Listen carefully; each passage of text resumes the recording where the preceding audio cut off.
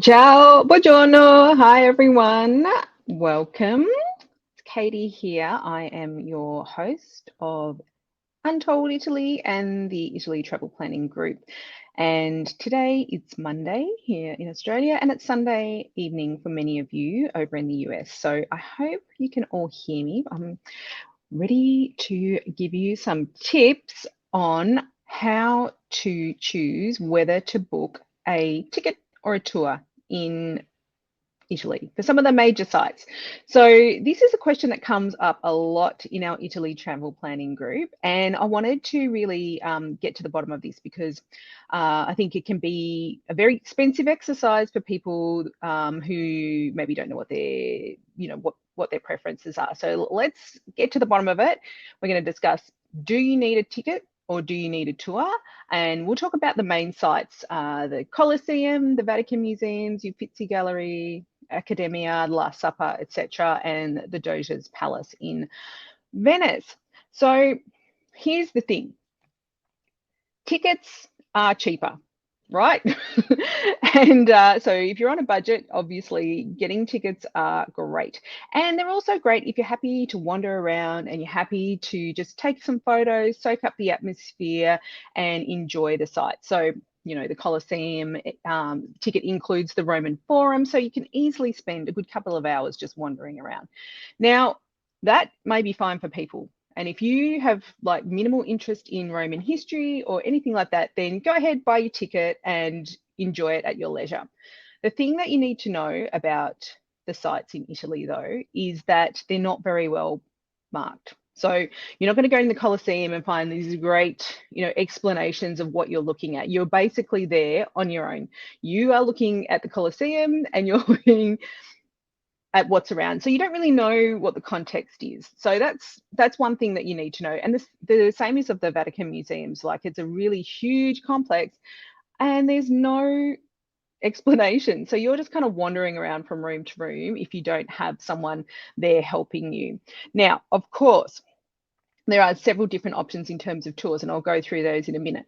But this is a really important thing to know, is that you really want to like be sort of selective, especially if you're on a limited budget, around what you want to get your tours for or what you want to get tickets for. So what I want to say is, it's up to your level of interest. If you are passionate about art or you really want to learn about art, you want to get a tour for the Vatican Museums. You're not going to be wanting to just sort of walk around by yourself. It's just not going to really, you're not going to get a lot out of it, to be honest. And I'm going to tell you a story about what happened to me, because I started traveling when I was 15, when my parents took us overseas, and then they were on a budget and it was pretty tight and all of that stuff. And then I went traveling on my own after I finished university, and one of the trips that I did was to Europe. I was actually living in Europe, and I went on my own with my backpack, and I had zero budget. I was eating ham sandwiches every day. It was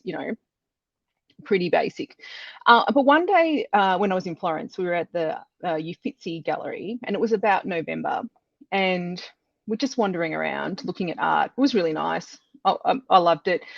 But then we kind of bumped into this tour group, and the tour leader was telling these stories, and I was like sort of trying to be subtle, just like listening in on what was going on. And yeah, I couldn't believe it. Like, all this art was coming to life because they were telling the stories around what was happening. So from then on, I was like, maybe I do want to do a tour, because before that I was like, no, I don't want to do a tour. Who wants to do that? That's boring.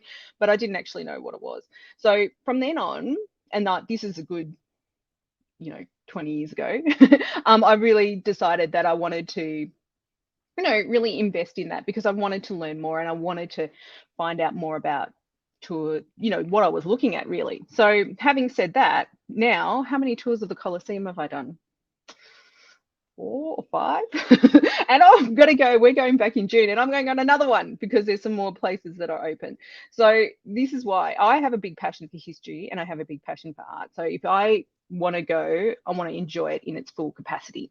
But what that means is that you need to really pick the right tour.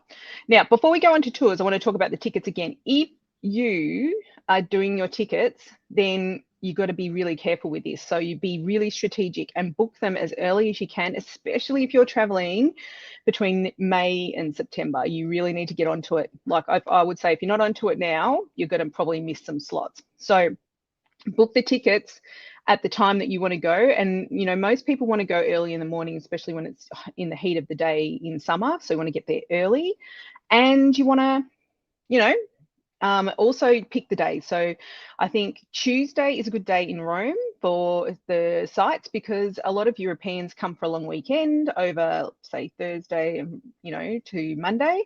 And so you want to be avoiding those days if you can at all, because they're the ones when it's going to be really, really, really, really busy. So that's one tip for Rome, but then that's not the same tip for Florence. So in Florence, the Uffizi Gallery and the Pitti Palace are closed on Mondays. And so guess which day is going to be pretty busy? Tuesday. So go for Wednesday there if you can. Now, sometimes this is not possible. And, you know, even I'm like, oh, damn it. I'm meant to go to Florence on that day. But there's nothing you can do about that. But it's just, if possible, try and time your tickets. There are early openings. So openings at the Vatican Museums and at the Uffizi Gallery as well, and late openings, and take advantage of those. So I think the late openings are on Fridays and Saturdays now at the Vatican Museums. Really take advantage of that because there's going to be fewer people there. And that's the other thing about tours. So one thing, if you have a tour, then you can get, not only you do get the context of what's happening around you, but you also get a bit of exclusivity. So they may open to the tours earlier than they do to the general public. And if you search in our Italy travel planning group, you can see some video footage of me, and I'll see if I can post it in this below when the video finishes. But there's some footage of me just walking through the Vatican Museums, and there's no one there. It was unbelievable. And so, you know, previously I had been on a tour, but it was so full, and it wasn't, you know, like, okay, everything around you was incredible, but this was like on a whole nother level. And then most recently, my colleague Olivia had the most amazing experience to open the door of the Sistine Chapel. Now, I mean, oh, it just gives me shivers thinking about it. Now, that is a very exclusive tour, and, you know, it's out of the budget reach of many, many people. But if you were someone that just really loved Michelangelo, loved the art, wanted to experience this, then that's what you need to do. So, right, let's get on to the tours. So I'll just finish up on the tickets first. So where are you going to buy your tickets? Right. Well, the official sites, I've got to tell, look, they're really, really clunky and they're hard to use sometimes, especially using some international credit cards. They don't like them. American Express and Diners, definitely they don't like. And it's really hard to get refunds and sort things out after the fact. So it can be. So they're all in Italian and they've got kind of like a translation. So I will put the official sites up there because you definitely can use them. But I think if people are buying tickets, and this is what I do myself personally, is I use Get Your Guide, or another version of that is Viator. And the thing is, they are allowed to buy tickets in a block. So they often have more supply for certain attractions. So that's especially the case for Milan in the last Supper. And so what happens is, and I don't look, it's not a bit of a weird process, but what they do is they release tickets all in one block, and then the tour companies buy them up. So there's very limited amounts of tickets for, you know, just one-off people trying to buy them, and you need to get the timing right. So in that case, you need to go through one of the online travel agents like Get Your Guide and Viator and book your tickets through there. And I think, you know, it's not ideal and it can be a little bit more expensive, but at least then you also have your tickets on an app. You have everything in the one spot, and you can just, you know, you don't have to worry about downloading anything separately and keeping lots of just separate documents. And personally, I'm a busy mum. I've got, like, you know, 4 people that I'm trying to coordinate. I'm happy to pay a couple of extra euros for that convenience. Not for everyone. So what I'm going to do is I'll post the official sites for all of the attractions, and I'll also post some ticket options that you can get to make it a little bit easier. Okay, so like I said, I never used to take tours, but now I do, and I'm absolutely obsessed. So the first type of tour that I tried was an audio guide. Now, and I learned pretty quickly, guess what? I'm not an audio guide kind of person, because you need to be kind of really paying attention, and like it can be quite dry and there's no opportunity to ask questions. So what I do is, I found out very quickly that that wasn't for me. But you can get audio guides at most of the major attractions there in Italy, and it is, like if you're into that stuff and you like that thing, then that's probably the most cost-effective way to get around by tour is with an audio guide. You can also get, I believe Rick Steves does audio guides. I personally find him a little bit dry, but each to their own. He's got a lot, I mean, he's very well respected, and he has got a lot of deep knowledge about Europe and Italy, and he's got some amazing research team behind him. So that is another option. You can also choose an official tour from the main attractions themselves. So the Uffizi Gallery would offer a tour, the Vatican Museums, the Colosseum. Now, the thing about these tours, and what I want you to check, is that they're often quite large. So you're probably looking at, at least 20 plus people.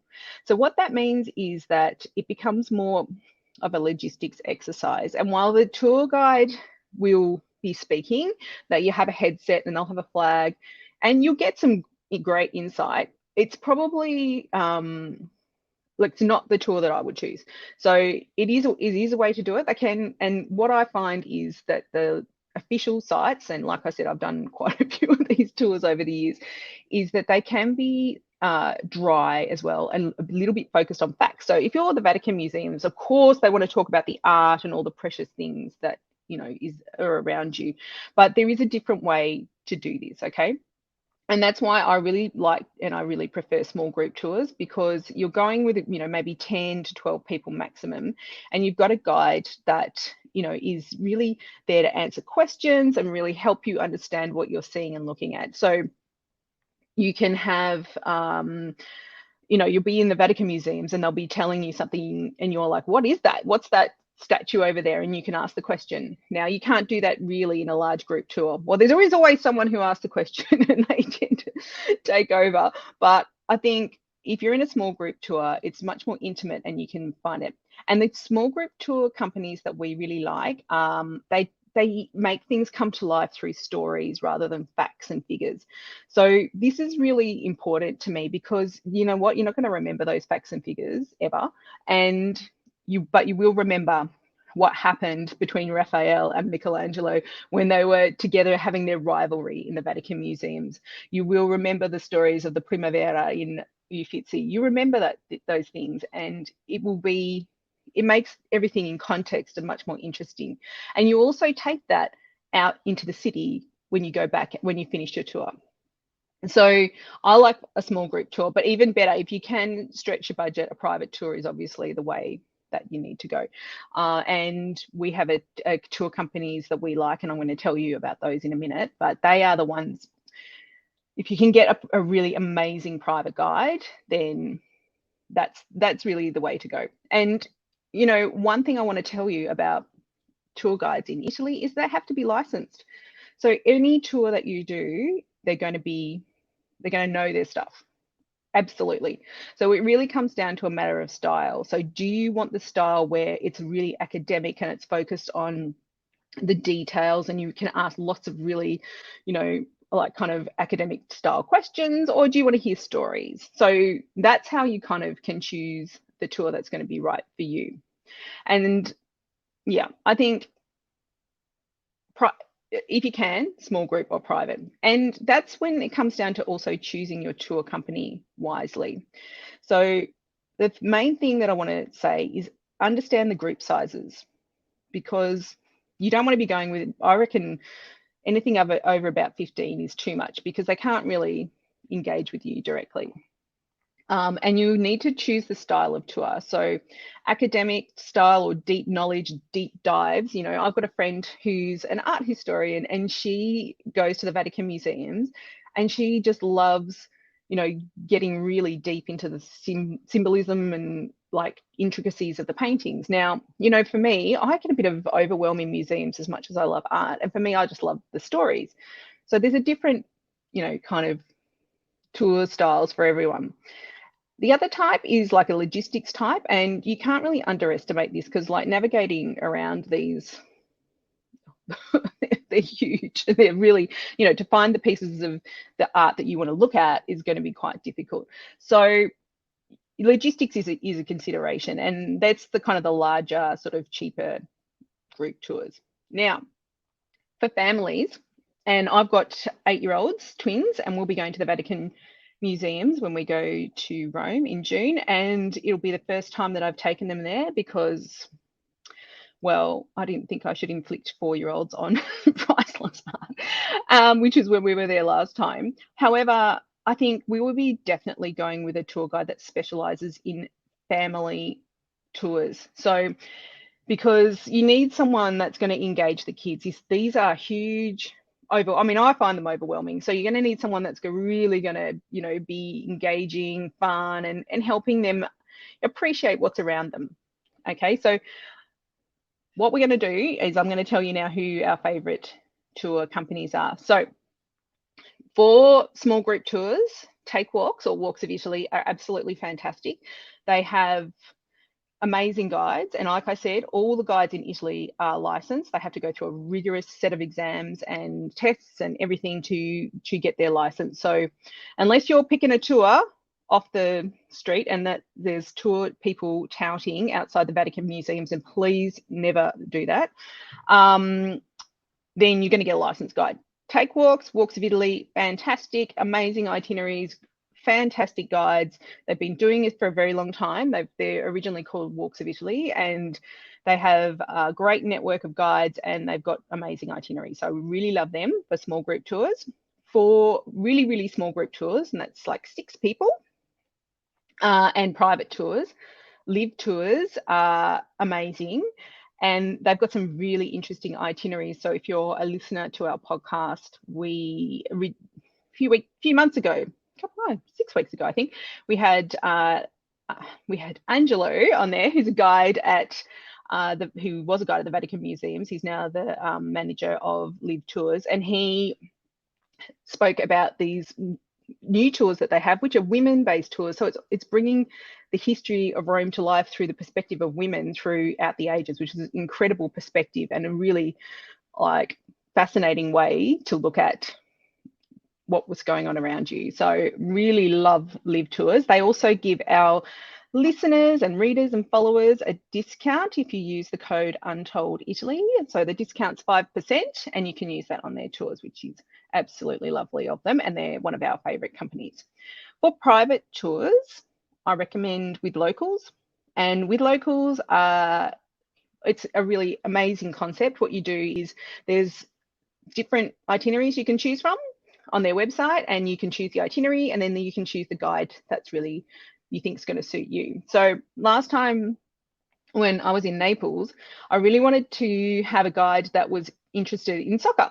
And that's because Naples is such a huge soccer place, and they're really passionate, and it's like a part of their culture. So I really wanted to choose a guide, and Gianpaolo, and he's in our group, so hi Gianpaolo, if you're listening. It was so amazing and so much fun, and we could choose him. Now these itineraries that With Locals is you can choose them and you can customize them with your guide, which is amazing, and they're really, really, really affordable. And a lot of the times, if you're traveling as a family, the kids go free.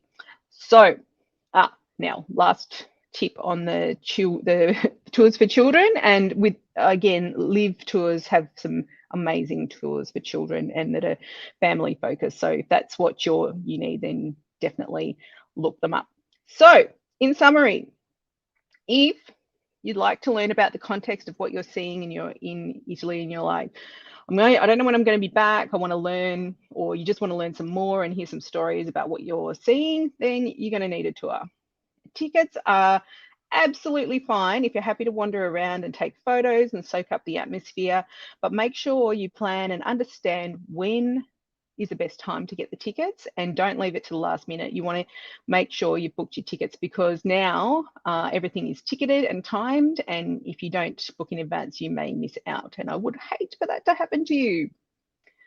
The last thing is to choose your tour and your tour group wisely based on your interests and your group and who you're traveling with, and make sure that you have, you know, really like understood what you want to get out of it. So if you're someone who really wants that deep academic things, I forgot to mention this company actually, Context Travel are really, really great for in-depth tours. And if you're looking for more of a stories-based approach, then really Take Walks and Liv Tours are amazing. So in summary, if you're interested in and you're getting curious about what's around you, definitely book a tour. But if you're not, yeah, I think definitely go for a tour. And oh, I've got some comments here. Someone said, I love that you're an Australian. Thank you. Yes, I'm very proudly Australian. And I'm in Melbourne. So hi, everyone in Melbourne.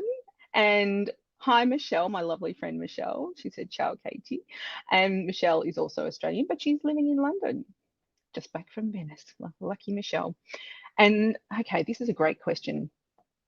I want to show this. This is great. And I didn't mention this. So someone asked, I would really like some direction, disabled access. I want to do all the tours, etc. Do they accommodate wheelchairs?